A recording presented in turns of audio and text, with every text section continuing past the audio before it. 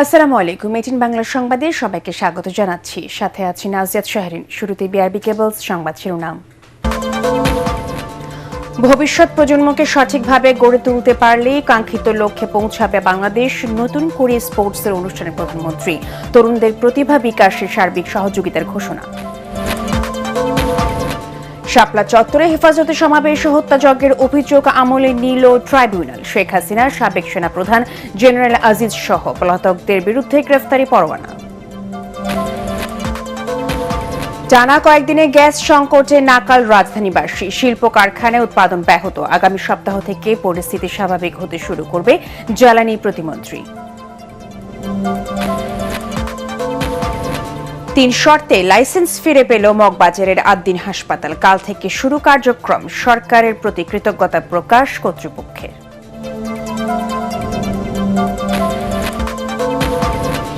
এবং হজের প্রাথমিক নিবন্ধন শুরু চলবে 24 সেপ্টেম্বর পর্যন্ত। 10 ডিসেম্বরের মধ্যে জমা দিতে হবে পুরো টাকা।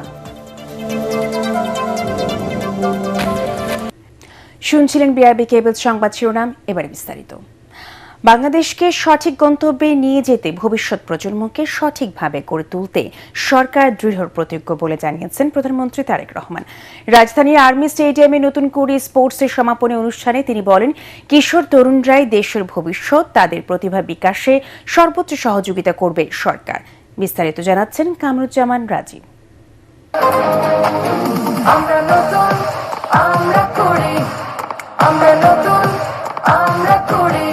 দেশের তৃণমূল পর্যায় থেকে প্রতিভা অন্বেষণের লক্ষ্য নিয়ে গত 2 মে সিলেটে অভিযাত্রা শুরু হয় নতুন কুড়ি স্পোর্টসের।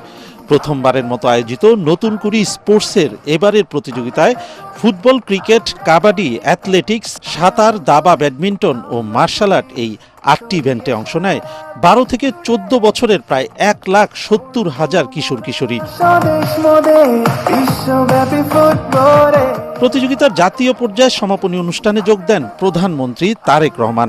রাজধানীর আর্মি স্টেডিয়ামে বালিকা বিভাগের ফুটবল ফাইনাল উপভোগ করেন প্রধানমন্ত্রী। এক পেশে ফাইনালে রাজশাহী বিভাগকে 4 গোলে বিধ্বস্ত করে রংপুরের মেয়েরা। এরপর বালক বালিকা বিভাগের 100 মিটার স্প্রিন্টের ফাইনাল অনুষ্ঠিত হয়। ক্রীড়া প্রতিমন্ত্রী জানান, স্পোর্টসকে পেশা হিসেবে প্রতিষ্ঠিত করতে সব ধরনের উদ্যোগ নিয়েছে সরকার। আমরা 64টি জেলায় পর্যায়ক্রমে স্পোর্টস ভিলেজ তৈরি করব। সমাপনী বক্তব্যে প্রধানমন্ত্রী তারেক রহমান বলেন, তরুণ প্রজন্মই দেশ গড়ার কারিগর। তাই প্রতিভা বিকাশে তাদের অনুপ্রাণিত করতে গণমাধ্যম সহ সবার প্রতি আহ্বান জানান তিনি। আমাদের এই ভবিষ্যৎকে আপনারা তুলে ধরবেন।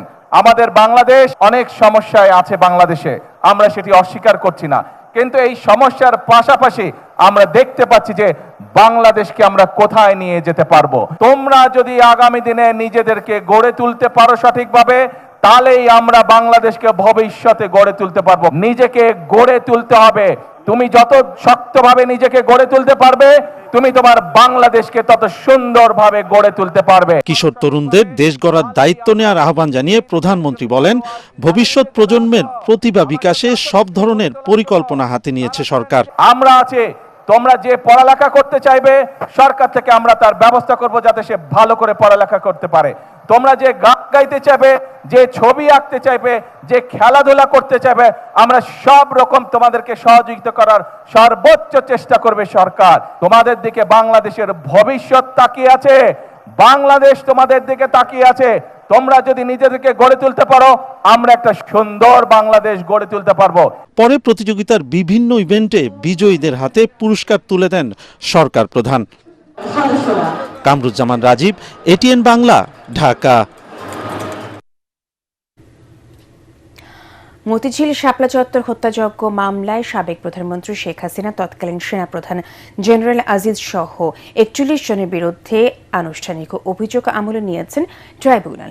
একই সাথে পলাতক 33 জনের বিরুদ্ধে গ্রেফতারি পরোয়ানা জারি করা হয়েছে বলে জানান চিফ প্রসিকিউটর।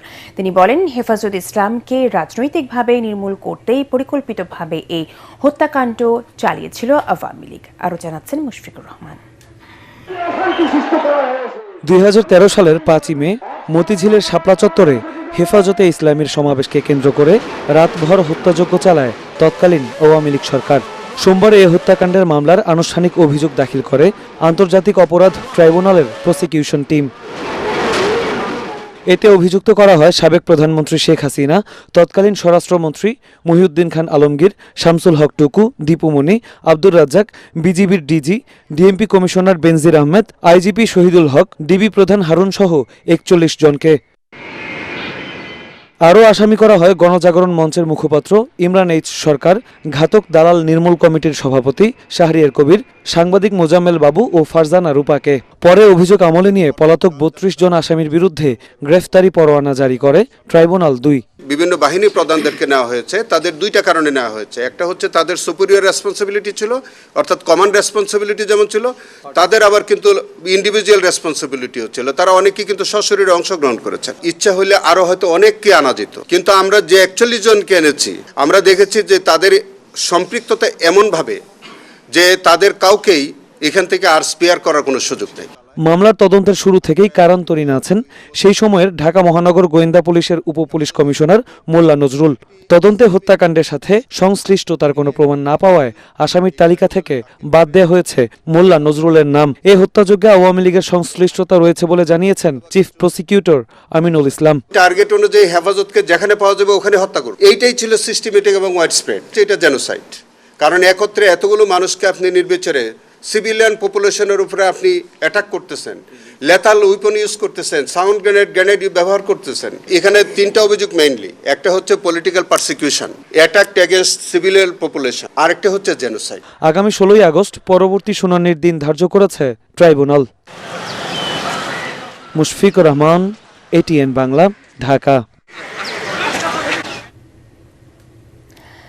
তীব্র গ্যাস সংকটে নাকাল রাজধানীবাসী। বাসাবাড়িতে জ্বলছেন না রান্নার চুলা, সিএনজি ফিলিং স্টেশনগুলোতে যানবাহনের দীর্ঘ সারি।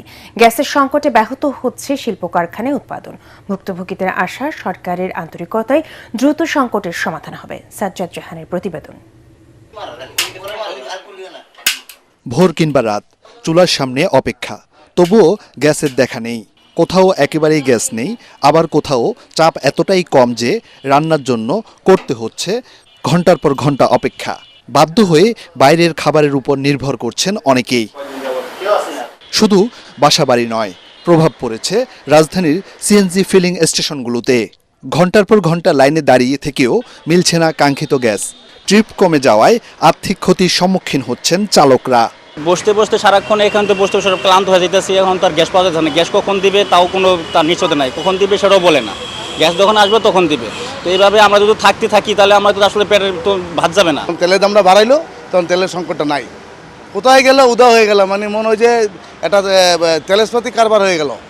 এখন নেক্সটে এখন যখন দেখলাম এই গ্যাসের যে অবস্থা, হ্যাঁ বাসা বাড়িতে একই কন্ডিশন, রান্না নাই, রুটি কলা খাইয়ে দিয়েছি গতকালকা আমার বাসায়। আমাদের জ্বালানি মন্ত্রী ২-৩ দিন আগে বলছিল, বুধবারে মনে হয় বলছিল যে গ্যাস ২-৩ দিনের ভিতরে ঠিক হয়ে যেতেছে। আমাদের এলএনজি টার্মিনাল মহেশখালীতে যান্ত্রিক সমস্যা হয়েছে। হ্যাঁ ঠিক আছে, ২ দিনের ভিতরে ঠিক হয়ে যাবে। ঠিক ৩-৪ দিন পরে কইতেছে এটা কবে ঠিক হইব, তারা মানে সঠিক সময়টা বলতে পারে না। সংসারে তো বাজার প্রতিদিন লাগেই, তাছাড়া আরো কত কিছু লাগে না, কিছুই করতে পারতেছে না। এই 10টা দিন ধরে কোনো কামাই নাই, রোজগার নাই, গ্যাস পাম্পে ঘরবাড়ি বানায় লইছি। সংশ্লিষ্টদের তথ্য অনুযায়ী মহেশখালীর ভাসমান এলএনজি টার্মিনালে যান্ত্রিক ত্রুটির কারণে জাতীয় গ্রিডে গ্যাস সরবরাহ কমে যাওয়ায় এই সংকট। পরিস্থিতি পুরোপুরি স্বাভাবিক হতে সময় লাগতে পারে আরও। প্রতিদিন দেশে মোট গ্যাসের চাহিদার ৩৫ থেকে ৪০% আসে এলএনজি থেকে। এদিকে রাজধানীর বিজয়নগরে সিএনজি ফিলিং স্টেশন মালিক সমিতির সংবাদ সম্মেলনে জানানো হয়, সিএনজি স্টেশনের কমিশন বৃদ্ধির দাবিতে ৩০ জুলাইয়ের পূর্বঘোষিত কর্মসূচি প্রত্যাহার করা হয়েছে। এই মুহূর্তে সরকারকে সহযোগিতার হাত প্রসারিত করে আমরা আগামী ৩০ জুলাই ২০২৬ তারিখের সকাল ৬টা থেকে ১২টা পর্যন্ত সিএনজি ফিলিং স্টেশন প্রতীকী বন্ধ রাখার কর্মসূচি প্রত্যাহার করছি। সাজ্জাদ জাহান, এটিএন বাংলা, ঢাকা। আগামী সপ্তাহ থেকে গ্যাস সংকট কমতে শুরু করবে। পরের সপ্তাহে পরিস্থিতি স্বাভাবিক হবে বলে জানালেন বিদ্যুৎ ও জ্বালানি প্রতিমন্ত্রী। তিনি জানান, দেশে প্রতিদিন ১৬০ কোটি ঘনফুট গ্যাসের ঘাটতি থাকছে। আমদানি কমে যাওয়ায় এবং সমুদ্রে ভাসমান এলএনজি টার্মিনালের ত্রুটির কারণে এমনটা হচ্ছে। জনদুর্ভোগের কারণে দুঃখ প্রকাশ করে প্রতিমন্ত্রী বলেন, পরিস্থিতির উন্নতিতে সর্বোচ্চ চেষ্টা করছে সরকার। রিপোর্টে জানাচ্ছেন মাহবুব কবির চপল। জ্বালানি তেল সংকটের পর গ্যাস সংকট আবারও দুর্ভোগে ফেলেছে দেশের মানুষকে। বাসাবাড়িতে পর্যাপ্ত গ্যাস মিলছে না, সিএনজি স্টেশনে গাড়ির দীর্ঘ সারি, চাকা ঘুরছে না অনেক কলকারখানার, যার নেতিবাচক প্রভাব পড়ছে সার্বিক জীবনযাত্রায়। সরকার বলছে দেশে প্রতিদিন গ্যাসের চাহিদা ৩৮০ কোটি ঘনফুট। এতদিন সর্বোচ্চ ২৭০ ঘনফুট সরবরাহ করে আসছিল জ্বালানি বিভাগ, কিন্তু মহেশখালীর গভীর সমুদ্রে অবস্থিত একটি এলএনজি টার্মিনালে অগ্নিকাণ্ডে অন্তত ৫০ কোটি ঘনফুট গ্যাস সরবরাহ কমে গেছে। ফলে প্রতিদিনের ঘাটতি বেড়ে দাঁড়িয়েছে ১৬০ কোটি ঘনফুট, যে কারণে সংকট তীব্র হয়েছে বলে জানান জ্বালানি প্রতিমন্ত্রী। দেশীয় উৎপাদন ঠিক আছে, কিন্তু আমদানিকৃত এলএনজি আমরা দুটো বেসরকারি এফএসআরইউ তার মাধ্যমে আমরা রিগ্যাসিফাই করে আমরা ন্যাশনাল গ্রিডে সাপ্লাই দিয়ে থাকি। তার মধ্যে একটি আমরা ইনিশিয়ালি যেটা জেনেছি বয়লার বিস্ফোরণ হয়েছে, বয়লার বিস্ফোরণ থেকে অ্যাসোসিয়েটেড আরও কিছু জিনিস হয়তো বা ক্ষতিগ্রস্ত হয়েছে, যার ফলশ্রুতিতে ওই এফএসআরইউ থেকে আমরা তরলীকৃত গ্যাস দেখা এলএনজিকে আমরা গ্যাসিফাই করতে পারছি না, গ্যাসে রূপান্তর করে আমরা ন্যাশনাল গ্রিডে সাপ্লাই করতে পারছি না। যে বাসা বাড়িতে আমাদের মা বোনেরা যারা গৃহিণীরা সংসারের রান্নার কাজে প্রতিদিন তারা চ্যালেঞ্জ অনুভব করছেন। ইন্ডাস্ট্রিজগুলো তাদের প্রোডাকশন তাদেরকে কম্প্রোমাইজ হয়েছে, সিএনজি স্টেশনগুলো আপনার গণপরিবহনের ক্ষেত্রে একটাই হয়েছে। এই কারণে আমরা আন্তরিকভাবে দুঃখ প্রকাশ করছি জনগণের কাছে। জ্বালানি প্রতিমন্ত্রী বলেন, গ্যাস সংকট কাটাতে সর্বোচ্চ গুরুত্ব দিচ্ছে সরকার। ২ সপ্তাহের মধ্যে পরিস্থিতি স্বাভাবিক করবার চেষ্টা চলছে। আমাদের টেকনিক্যাল পিপল তাদের টেকনিক্যাল পিপলের সাথে কাজ করছে। এখানে কিছু স্পেয়ার পার্টস বিদেশ থেকে আনবার প্রশ্ন আছে এবং সেটা আমদানি করে সেটা খালাস করবার প্রয়োজন আছে। আমরা একেবারে পুরোটাই তাদেরকে বলেছি, টোটাল দায়িত্ব সরকার নেবে। আমরা মনে করছি যে আগামী সপ্তাহে যদি 50% তারা সাপ্লাই রিস্টোর করতে পারে, তারপরের সপ্তাহে ইনশাল্লাহ 100% তারা রিস্টোর করতে পারবে। এটাই এখন পর্যন্ত প্ল্যানিং আছে। তিনি জানান, ভোলা থেকে উৎপন্ন গ্যাস 1 বছরের মধ্যে জাতীয় গ্রিডে যোগ করা হবে, তখন সরবরাহ আরও বাড়বে। দেশীয় উৎপাদন বাড়াবার। মাহবুব কবির, চপল, এটিএন বাংলা, ঢাকা। সময় আমাদের মগবাজার ৮ দিন হাসপাতালের লাইসেন্স বাতিলের সিদ্ধান্ত প্রত্যাহার করে হাসপাতালটি পুনরায় চালুর অনুমতি দিয়েছে সরকার। স্বাস্থ্যসেবা বিভাগের সচিব কামরুজ্জামান চৌধুরী স্বাক্ষরিত প্রজ্ঞাপনে এই সিদ্ধান্তের কথা জানানো হয়েছে। হাসপাতালে লাইসেন্স ফিরিয়ে দেওয়ায় সরকারের প্রতি কৃতজ্ঞতা জানিয়েছে ৮ দিন কর্তৃপক্ষ। এদিকে নতুন আঙ্গিকে ঢেলে সাজানো হয়েছে মগবাজার ৮ দিন হাসপাতালকে। পোস্ট অপারেটিভ সহ সব ওয়ার্ডে নিশ্চিত করা হয়েছে ভেন্টিলেশন। ৮ দিন হাসপাতাল ও নার্সিং সমূহের মহাপরিচালক অধ্যাপক ডাক্তার নাহিদ ইয়াসমিন জানান, সরকারি নির্দেশনা অনুযায়ী সব ধরনের সংস্কারের কাজ করা হয়েছে। স্বল্প খরচে মানসম্মত চিকিৎসা সেবা কার্যক্রম অব্যাহত রাখার প্রতিশ্রুতিও পুনর্ব্যক্ত করেন তিনি। কাল থেকে ৮ দিন হাসপাতালে শুরু হবে চিকিৎসা কার্যক্রম। মিজান শাহজাহানের রিপোর্ট। ৬ নবজাতকের অনাকাঙ্ক্ষিত মৃত্যুকে কেন্দ্র করে প্রায় ১.৫ মাস বন্ধ থাকার পর অবশেষে লাইসেন্স ফিরে পেল মগবাজার ৮ দিন মেডিকেল কলেজ হাসপাতাল। হাসপাতালটিকে শর্ত সাপেক্ষে পুনরায় কার্যক্রম পরিচালনার অনুমতি দিয়ে প্রজ্ঞাপন জারি করেছে স্বাস্থ্য মন্ত্রণালয়। মাত্র ২২০ টাকায় বিশেষজ্ঞ চিকিৎসকের সেবা, নামে মাত্র ভাড়ার পাশাপাশি বিনামূল্যে বেড ও খাবার এবং ঢাকা মহানগরে মাত্র ৩৮০ টাকায় অ্যাম্বুলেন্স সেবা দিয়ে এরই মধ্যে স্বল্প আয়ের রোগীদের আস্থা অর্জন করে নিয়েছে ৮ দিন হাসপাতাল। ঢাকায় ৩টি, যশোরে 4টি, খুলনা ও কুষ্টি 1টি করে মোট 9টি হাসপাতাল একযুগে সেবা দিয়ে যাচ্ছে। ৮ দিন ফাউন্ডেশনের 5টি মেডিকেল কলেজ ও 4টি নার্সিং ইনস্টিটিউটে পড়ালেখা করছেন দেশি বিদেশি শিক্ষার্থীরা। গত মাসে মগবাজার ৮ দিন হাসপাতালের পোস্ট অপারেটিভ ওয়ার্ডে ৬ নবজাতকের অনাকাঙ্ক্ষিত মৃত্যুর ঘটনায় সরকারি নির্দেশনায় বন্ধ হয়ে যায় হাসপাতালের কার্যক্রম। এরপর সরকারি নির্দেশনা অনুযায়ী হাসপাতালে সংস্কার করে কর্তৃপক্ষ। পোস্ট অপারেটিভ ওয়ার্ডে পর্যাপ্ত আলো বাতাস প্রবেশের জন্য জানালার ব্যবস্থা করেছে তারা। আধুনিকায়ন করা হয়েছে অন্যান্য ওয়ার্ডও। আদ্দিন ফাউন্ডেশনের 9টি হাসপাতাল ও 4টি নার্সিং ইনস্টিটিউটের মহাপরিচালক অধ্যাপক ডাক্তার নাহিদ ইয়াসমিন বলেন, স্বাস্থ্য মন্ত্রণালয়ের নির্দেশনার আলোকে নতুন ডিজাইনে সাজানো হয়েছে হাসপাতালটিকে। যে ওয়ার্ডটায় 6টি নবজাতকের মৃত্যু হয়েছিল সেই ওয়ার্ডটায় বেশ বড় ধরনের পরিবর্তন এসেছে এবং ওয়ার্ডটাকে ভেঙে রেনোভেশন করে বেশ বড় ওয়ার্ড করা, জানালা দেওয়া, ভেন্টিলেশনের ব্যবস্থা করা, এপক্সি কোটিং যেটা আমরা বলি অ্যান্টিব্যাকটেরিয়াল কোটিং দেওয়া হয়েছে যাতে করে ইনফেকশন না হয়। এই ধরনের খুব সুন্দর একটা ওয়ার্ড হয়েছে। এই মেডিসিন বিশেষজ্ঞ জানান, নিম্ন আয়ের মানুষদের সর্বোচ্চ সেবা দেওয়ার লক্ষ্য নিয়ে তাদের পথ চলা শুরু হলেও এখন মধ্যবিত্তরা ভিড় করছেন আদ্দিন হাসপাতালে। ডায়ালাইসিস সেবা যেটা আমরা দিয়ে থাকি এটা বলতে গেলে পুরোটাই সাবসিডি দিয়ে চালাতে হয়। সেখানে গরিব রোগীদেরকে আমরা মাত্র 250 টাকা এবং 400 টাকা দিয়ে ডায়ালাইসিস সেবা আমরা দিয়ে থাকি। অন্যান্য প্রাইভেট হাসপাতালগুলোর চেয়ে আমাদের এখানে প্যাথোলজি বলেন, ল্যাব ইনভেস্টিগেশনস অথবা আলট্রাসাউন্ড অথবা সিটি স্ক্যান যেখানে ডায়াগনস্টিক যে টেস্টগুলো আছে এই জায়গায় কিন্তু আমরা অন্যান্য জায়গার চেয়ে অনেক কম খরচে আমরা সেবাটা দিয়ে থাকি। মহাপরিচালক আরও জানান, অকারণে প্যাথোলজিক্যাল পরীক্ষা নিরীক্ষায় নিরুৎসাহিত করার পাশাপাশি স্বল্প খরচে প্রয়োজনীয় টেস্টে বিশ্বমানের রিপোর্ট নিশ্চিত করছেন তারা। মিজান শাহজাহান, এটিএন বাংলা, ঢাকা। রাজধানী কাফরুলে প্রকাশ্যে গুলি করে যুবদল কর্মী ইউসুফ হত্যার ঘটনার রহস্য উন্মোচন এবং জড়িতদের 4টা শুটার সহ 8 জনকে গ্রেফতার করেছে ডিবি। ডিএমপির মিডিয়া সেন্টারে ব্রিফিংয়ে জানানো হয়, কাফরুল থানা যুবদল নেতা হাফিজুল ইসলাম বাবুকে হত্যার জন্য 25 লাখ টাকায় পেশাদার খুনিদের ভাড়া করে একই এলাকার স্বেচ্ছাসেবক দল নেতা হাফিজুর রহমান ওরফে সিএনজি হাফিজ এলাকায় আধিপত্য বিস্তারে এবং দখল বাণিজ্যের জেরে বাবুকে হত্যার পরিকল্পনা হয় বলে জানান ডিবি প্রধান শফিকুল ইসলাম। মনির হোসেন তপুর রিপোর্ট। রাজধানীর কাফরুল থানার ওপেক্স গার্মেন্টসের দক্ষিণ পাশে গত শুক্রবার রাতে একদল সন্ত্রাসীর সশস্ত্র হামলায় গুলিবিদ্ধ হন যুবদল কর্মী মোহাম্মদ ইউসুফ, সবজি বিক্রেতা সালাম সর্দার ও মোহাম্মদ মনির হোসেন। পরে চিকিৎসাধীন অবস্থায় মারা যান ইউসুফ। হাসপাতালে চিকিৎসা চলছে। আহত দুজনের অবস্থা এখনও আশঙ্কাজনক। ঘটনা তদন্ত নেমে রাজধানী সহ বিভিন্ন স্থানে অভিযান চালিয়ে হত্যাকাণ্ডে সরাসরি জড়িত শুটারসহ 7 জনকে গ্রেফতার করে ডিবি পুলিশ। গ্রেফতারকৃতরা জানান, কাফরুল থানা স্বেচ্ছাসেবক দল নেতা হাফিজুর রহমান ওরফে সিএনজি হাফিজ তাদের 25 লাখ টাকার বিনিময়ে ভাড়া করে। অগ্রিম দেওয়া হয় 50,000 টাকা। ঘটনার দিন আসামিরা থানা যুবদলের সদস্য সচিব হাফিজুল ইসলাম বাবুকে হত্যার উদ্দেশ্যে জড়ো হলে তাদের গতিবিধি সন্দেহ হয় স্থানীয়দের। সন্ত্রাসীরা এলোপাতাড়ি গুলি করে পালানোর সময় চঞ্চল নামে এক শুটারকে অস্ত্রসহ আটক করে স্থানীয় জনতা।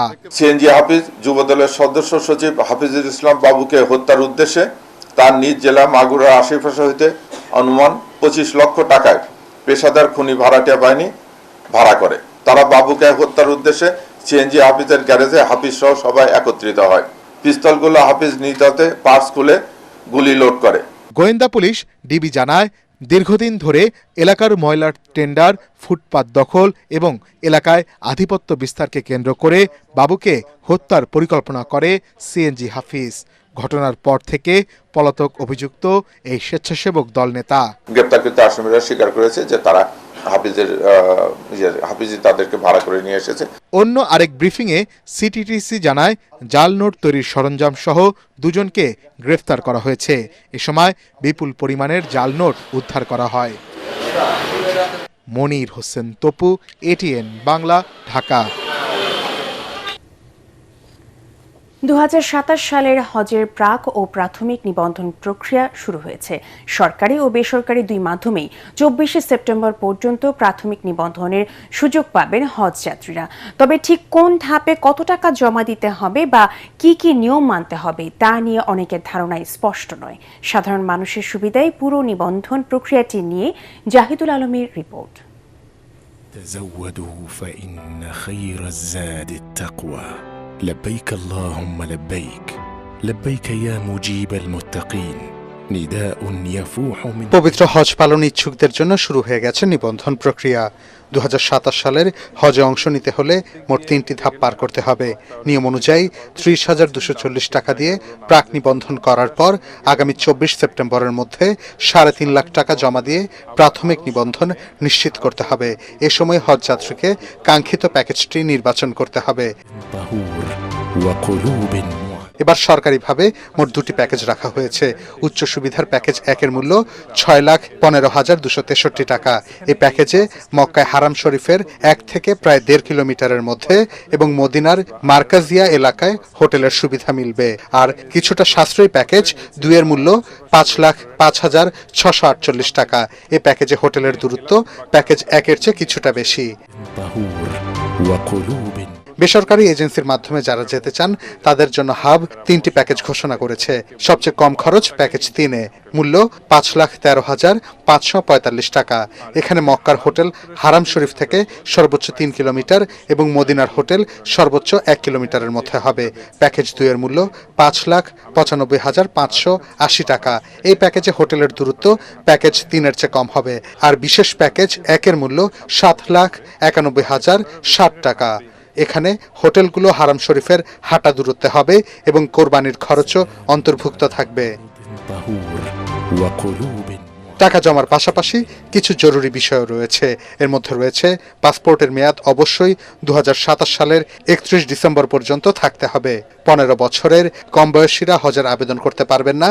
এছাড়া নিতে হবে স্বাস্থ্য সনদ। ক্যান্সার, জটিল হৃদরোগ বা কিডনি রোগীরা হজের জন্য যোগ্য বলে বিবেচিত হবেন না। وتزودوا فإن সবশেষ এবছর 10 ডিসেম্বরের মধ্যে বাকি টাকা পরিশোধ করে নিবন্ধন চূড়ান্ত করতে হবে। দালাল বা প্রতারকদের হাত থেকে বাঁচতে সরকারের অফিসিয়াল ওয়েবসাইট থেকে অনুমোদিত এজেন্সির তালিকা যাচাই করে নেয়ার পরামর্শ দিয়েছে ধর্ম মন্ত্রণালয়। طهور وقلوب জাহিদুল আলম, এটিএন বাংলা, ঢাকা। عبادة وسلوك প্রধানমন্ত্রী ও সংসদ নেতা তারেক রহমানের উপস্থিতিতে জাতীয় সংসদে সাউন্ড সিস্টেম প্রতিস্থাপন বিষয়ে উচ্চ পর্যায়ে সভা অনুষ্ঠিত হয়েছে। জাতীয় সংসদের মন্ত্রিপরিষদ সভা কক্ষে অনুষ্ঠিত সভায় সভাপতিত্ব করেন ভারপ্রাপ্ত স্পিকার ব্যারিস্টার কায়সার কামাল। এতে জাতীয় সংসদের বিদ্যমান সাউন্ড সিস্টেমের আধুনিকায়নে বিশ্বের উন্নত প্রযুক্তি নির্ভর বিভিন্ন সাউন্ড সিস্টেমের উপর বিস্তারিত উপস্থাপনা দেওয়া হয়। এ সময়ে গণপূর্ত অধিদপ্তর প্রযুক্তিগত বিকল্প কারিগরি সক্ষমতা ও বাস্তবায়ন পরিকল্পনা উপস্থাপন করে। সভায় বিরোধী দলীয় নেতা ডাক্তার শফিকুর রহমান, সরকার দলীয় চিফ হুইপ নুরুল ইসলাম মনি এবং বিরোধী দলীয় চিফ হুইপ নাহিদ ইসলাম উন্নানের মধ্যে উপস্থিত ছিলেন। জামায়াতে ইসলামী গণতান্ত্রিক দল কি না সেই প্রশ্ন রেখেছেন স্থানীয় সরকার মন্ত্রী ও বিএনপি মহাসচিব মির্জা ফখরুল ইসলাম আলমগীর। রংপুরে বিআরডিবির বিভাগীয় কার্যালয় উদ্বোধন শেষে তিনি বলেন, জামায়াতে ইসলামী গণতান্ত্রিক দল কি না তা তাদের দলের নেতারাই বিবেচনা করবেন। যারা বিএনপিকে ফ্যাসিবাদী দল বলে তাদের জ্ঞানের অভাব রয়েছে বলে মন্তব্য করেন তিনি। সংবিধান অনুযায়ী যথাসময়ে রাষ্ট্রপতি নির্বাচন হবে এবং দলীয় সিদ্ধান্ত অনুযায়ী এই পদে মনোনয়ন দেওয়া হবে বলেও জানান মির্জা ফখরুল। বিএনপিকে যারা ফ্যাসিবাদ বলেন তাদের হয় জ্ঞানের অভাব আছে অথবা তাদের মাইন্ডসেটটা এভাবে তৈরি হয়েছে। বিএনপি তো একটা গণতান্ত্রিক রাজনৈতিক দল, আর জামায়াতে ইসলামের আমির সাহেব বলেছেন উনি ওনার গণতন্ত্রটা ভালো করে পড়বেন, তাহলে কি ব্যবস্থা হবে সেটা দেখা যাবে। ওনারা গণতান্ত্রিক দল কিনা এটা ওনারাই নিজেরা বিবেচনা করবেন। বিধান অনুযায়ী সময়ে রাষ্ট্রপতি নির্বাচন হবে এবং দল সিদ্ধান্ত নেবে কাকে সেখানে মনোনয়ন দেওয়া হবে। 23তম রাষ্ট্রপতি নির্বাচন সামনে রেখে জাতীয় সংসদের স্পিকারের সাথে কাল মঙ্গলবার সাক্ষাৎ করবে নির্বাচন কমিশন। সকাল 11টায় বৈঠক অনুষ্ঠিত হবে। কমিশন ভবনে এক ব্রিফিংয়ে ইসি সিনিয়র সচিব আখতার আহমেদ জানান, প্রধান নির্বাচন কমিশনার এএমএম নাসির উদ্দিনের নেতৃত্বে একটি প্রতিনিধি দল বৈঠকে অংশগ্রহণ করবেন। সাবেক রাষ্ট্রপতি মোহাম্মদ শাহাবুদ্দিন পদত্যাগ করায় রাষ্ট্রপতি পদটি শূন্য হয়। সংবিধানে বাধ্যবাধকতা অনুযায়ী শূন্য হওয়ার 90 দিনের মধ্যে নতুন রাষ্ট্রপতি নির্বাচন সম্পন্ন করতে হবে। রাষ্ট্রপতি নির্বাচন আইন অনুযায়ী নির্বাচনের তফসিল ঘোষণা পূর্বে স্পিকারের সঙ্গে আলোচনা করার বাধ্যবাধকতা রয়েছে। এই বৈঠকে রাষ্ট্রপতি নির্বাচন 2026 এর আনুষ্ঠানিক তফসিল ও সার্বিক প্রস্তুতি নিয়ে চূড়ান্ত রূপরেখা তৈরি হবে। নির্বাচন কমিশন মহামান্য রাষ্ট্রপতির নির্বাচনের বিষয়ে আলোচনা করার জন্য মাননীয় স্পিকার মহোদয়ের সাথে সাক্ষাৎ করবেন। এটাই হচ্ছে আমার কাছে এখন পর্যন্ত খবর। আলোচনার পরে যদি কোনো কিছু আবার আপনাদেরকে জানাতে হয় আমি জানিয়ে দেব। এক বছরেরও বেশি সময় বন্ধ থাকার পর আবারও চালু হলো বিমান বাংলাদেশ এয়ারলাইন্সের ঢাকা নারিতা সরাসরি ফ্লাইট। হযরত শাহজালাল আন্তর্জাতিক বিমানবন্দরের রুটের উদ্বোধন করেন বেসামরিক বিমান পরিবহন ও পর্যটন মন্ত্রী আফরোজা খানম। ঢাকা নারিতা ফ্লাইট চালুর মধ্য দিয়ে বাংলাদেশ ও জাপানের মধ্যে বিনিয়োগ, বাণিজ্য, শিক্ষা ও জনসম্পর্ক আরও শক্তিশালী হবে, এমনটাই আশা সংশ্লিষ্টদের। সরাসরি ফ্লাইটে চালুর খবরে প্রধানমন্ত্রী তারেক রহমানকে ধন্যবাদ জানিয়েছেন জাপান প্রবাসী বাংলাদেশিরা। মইনুল হাসানের রিপোর্ট। এক বছরের বিরতির পর আবারও আকাশপথে সরাসরি যুক্ত হল বাংলাদেশ জাপান।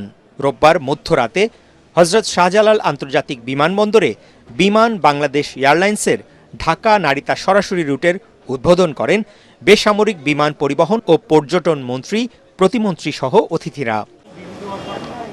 মন্ত্রী আফরোজা খানম আশা প্রকাশ করেন এর মধ্য দিয়ে দুদেশের সম্পর্কের নতুন সম্ভাবনার দ্বার উন্মোচন হবে।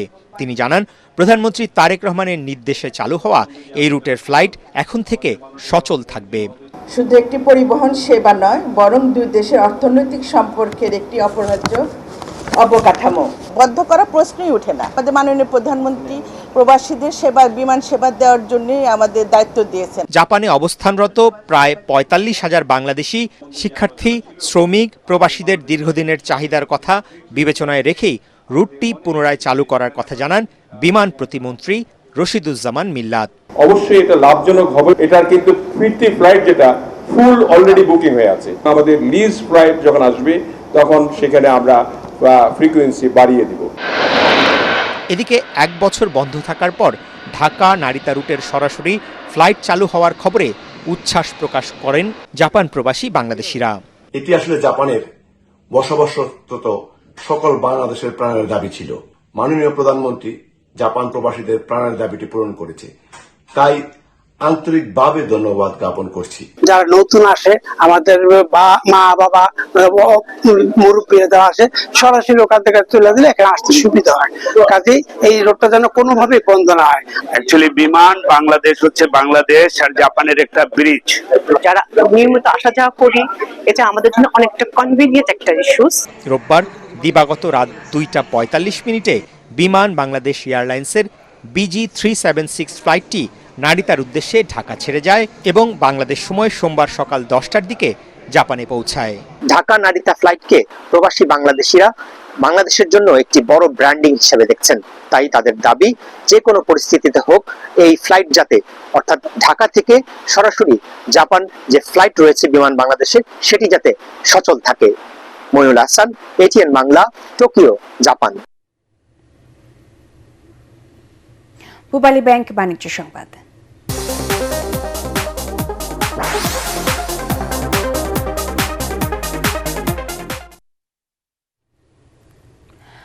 ভার্চুয়াল প্ল্যাটফর্মে অনুষ্ঠিত হয়েছে যমুনা ব্যাংক PLC 25তম বার্ষিক সাধারণ সভা। সভাপতিত্ব করেন ব্যাংকের পরিচালনা পর্ষদের চেয়ারম্যান বেলাল হোসেন। সভায় ব্যবস্থাপনা পরিচালক ও প্রধান নির্বাহী কর্মকর্তা মির্জা ইলিয়াস উদ্দিন আহমদ সহ পরিচালক, স্বতন্ত্র পরিচালক, কোম্পানি সচিব, বহি নিরীক্ষক সহ শেয়ার হোল্ডাররা অংশ নেন। এ সময় 2025 সালে 31 ডিসেম্বর সমাপ্ত অর্থ বছরের নিরীক্ষিত আর্থিক বিবরণী অনুমোদন করা হয়। একই সঙ্গে 29% নগদ লভ্যাংশে অনুমোদন দেয় পরিচালনা পর্ষদ। সবাই ব্যাংকের প্রতি আস্থা ও সহযোগিতার জন্য শেয়ার হোল্ডার, গ্রাহক এবং অংশীজনদের ধন্যবাদ জানান সংশ্লিষ্টরা। পাশাপাশি উদ্ভাবন, সুশাসন, মানসম্মত গ্রাহক সেবা ও টেকসই প্রবৃদ্ধির মাধ্যমে ব্যাংকের কার্যক্রম আরও শক্তিশালী করার অঙ্গীকার পুনর্ব্যক্ত করা হয়। এবারে খেলার খবর।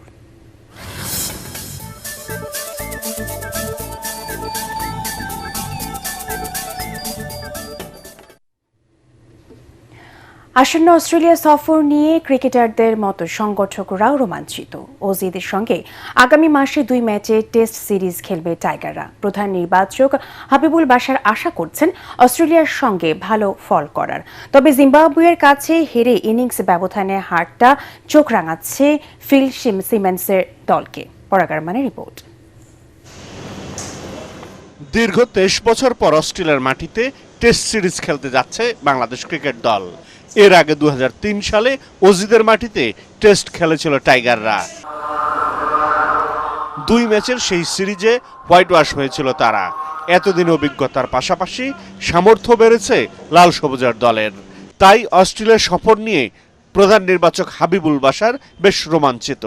ইনজুরি কনসার্ন তো থাকেই, ইনজুরি হলে তো আসলে আপনার কিছু করার নেই, সেটা নিয়ে আপনার আসলে আমি বেশি চিন্তা এখন আর করতে চাই না, যেহেতু আমরা টিমটা দিয়ে দিয়েছি আমাদের বেস্ট পসিবল সাইড যারা অ্যাভেলেবেল আছেন তাদেরকে নিয়ে, এবং আমি আশাবাদী এই দলটা নিয়েই আমরা আশা করি অস্ট্রেলিয়াতে ভালো খেলতে পারবো।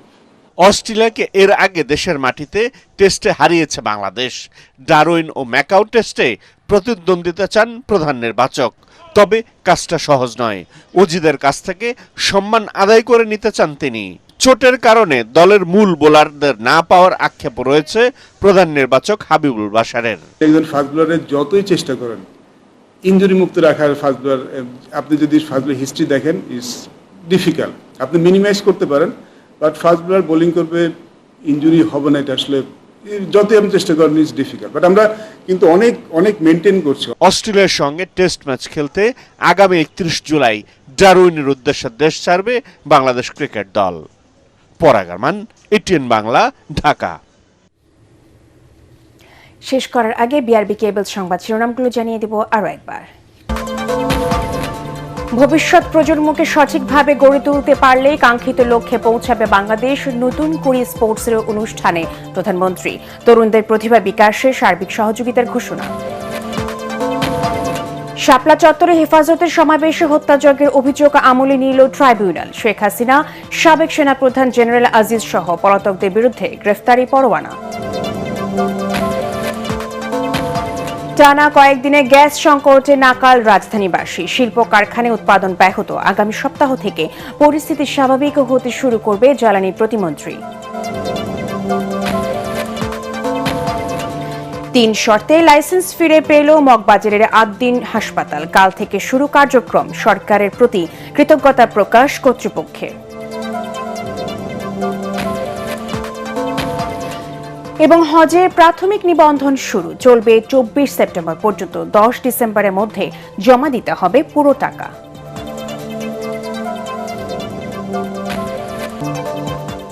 পরবর্তী সংবাদ দেখার আমন্ত্রণ জানিয়ে এখনকার মতো শেষ করছি। এটিএন বাংলা সংবাদ ইউটিউবে দেখতে ব্রাউজ করুন youtube/ATN Bangla News। ধন্যবাদ সবাইকে।